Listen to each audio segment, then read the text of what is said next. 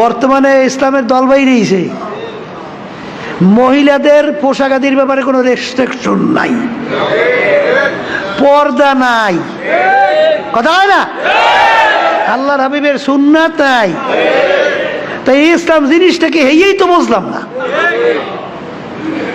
ইসলামের ভিতরে মাথা নাই, পেট নাই, পাও নাই, লেজ নাই, এই এরম বা কেউ বাপের বসে দেখছেন আপনারা? হ্যাঁ, তাই ইসলামের ভিতরে পর্দা নাই, ইসলামের ভিতরে পোশাক আদি নাই, ইসলামের ভিতরে মহিলাদের কোনো পোশাকের রিস্ট্রিকশন নাই।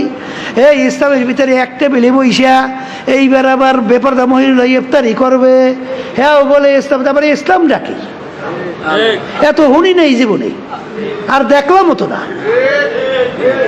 এ হলে ধোকাবাজি ইসলাম। অনেকে ইসলাম নাম দিয়া এইবার এই প্রচলিত কুফরি গণতন্ত্র এইটা মাইনা এইবার আবার বিরাট সাইনবোর্ড লাগাইছে আমি ইসলাম। ওই গ্রামে একটা কথা আছে, কথা বুঝছেন? এখন কই লাভ নাই, অন্য খারাপ, বুঝছেন?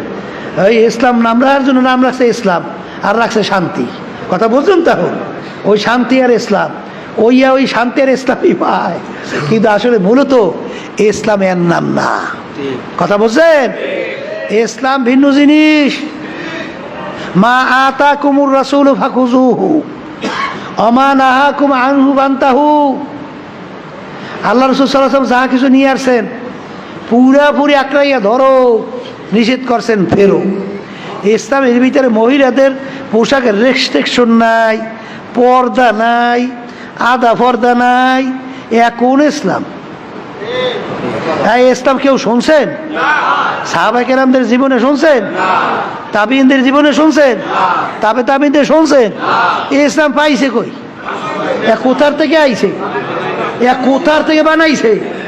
খবরদার, এরকম কিন্তু বহুত ঘটনা ঘটতে থাকবে শেষ যুগের মধ্যে, কিন্তু সতর্ক থাকা লাগবে। ৭৩ দলের ভিতরে ৭২ দল ধ্বংসপ্রাপ্ত জাহান্নামে। আমি বলি না, আল্লাহ রাসূল বলছেন। কিন্তু মিশকাত শরীফের হাদিস, তিরমিজি শরীফের হাদিস, সহিহ হাদিস, কথা ঠিক কিনা?